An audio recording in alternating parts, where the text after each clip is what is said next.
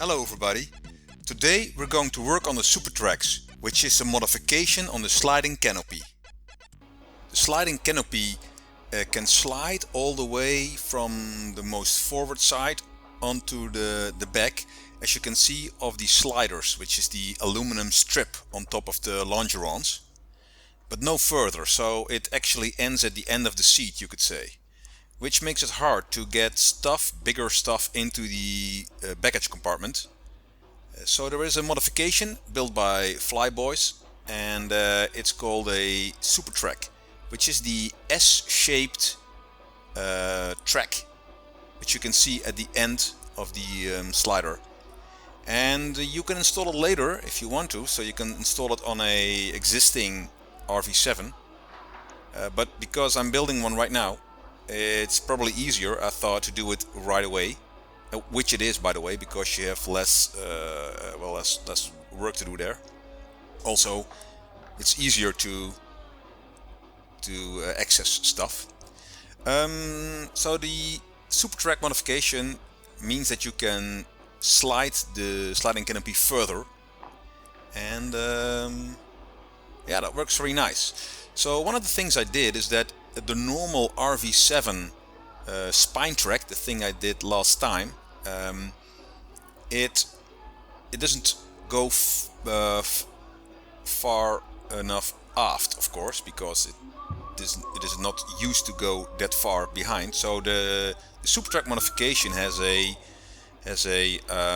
added a spine extension. But because I knew I would do it right away, I decided to ask fans for a completely different track spine. And they sent me a track spine of an RV-8, which is a longer track spine. Also, it doesn't have the curve in it, so I didn't know that, so you need to do some extra work. But at least it's longer, which means that you don't need the extension, which makes it, well, first of all better, but also nicer, I think, because you have one long track spine instead of an extension. So that's nice. The problem is aligning it correctly, so that's it has to be, well, set very nice, because then it's sliding very smooth. And also, as you can see, I found that the track spine can go even further aft. So you can see on the painter's tape I put on the side of the skin with the red lines, that I can probably cut some of the skin and make the track spine go even further, the canopy even go further back. And I did that actually later. So here it was just an idea for me to see how to do that, but actually later I did. So installing the track spine, you have to drill through the top of the track spine all the way down, because there's no way that you can get a screwdriver in it, because it's just too small. So that's a little difficult. Also, I wanted to use minimal drill size, so to keep the hole small. And I finally did it by using some extensions of the angle drills, which you can use very good here. So it was a little figuring it out. If you just follow the manual and you just drill big holes, then there's no problem. But I wanted to keep, well, the holes as small as possible. Maybe it's not really necessary. It's just, well, I like to make it as clean as possible. So that's why I did it that way. You also have to extend the rollers, so the rollers on the canopy. I did that in a earlier session, because once I installed the original rollers, because I knew I would install the Supertracks, I immediately used the Supertrack rollers instead of the standard rollers from Vans. Okay, now I'm removing everything because I measured, and then I'm drilling the holes into the longerons. And, well, not as much the longerons, more the seat backs. and you need a little bit of shims in between, because the Supertrack should really connect directly to the other one, right? So there you need to handle the difference and in height. So you need shims, install shims between them, but that's okay.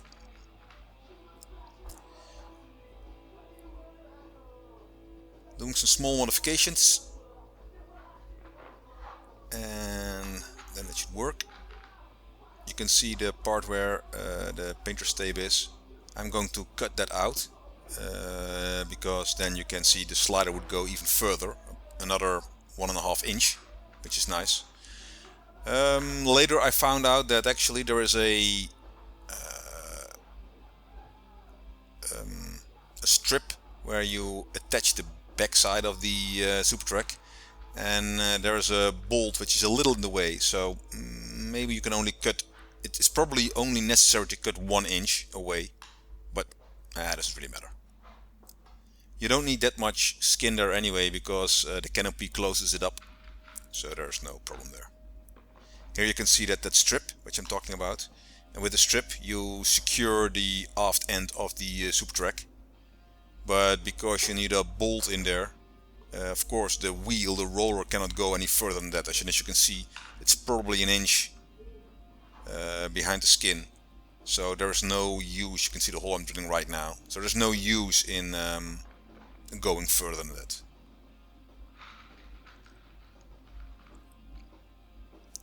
You have to be careful there, because the static air line is also running over there, so be careful when you drill and you don't hit your static line. That will be a problem.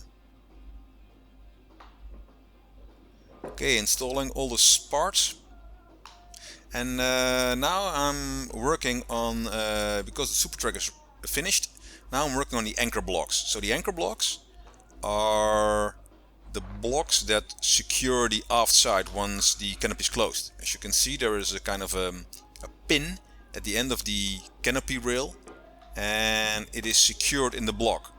You have to drill the holes yourself, and that's actually you have to be very careful with that, because it's easy to screw it up. The blocks are of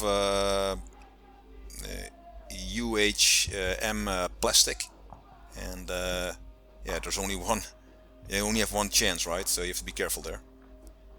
The blocks determine the end of the canopy, and also they secure it, so it prevents the canopy from going up or down at the end, because there is no, well, there's only the rail, right? The spine track. So you have to very carefully look on how to drill it, and yeah, secure the blocks. So I use an angle drill again to get it completely correct. And you're just fitting and seeing to get the anchor block in the correct position. Okay, continuing building my pie in the sky.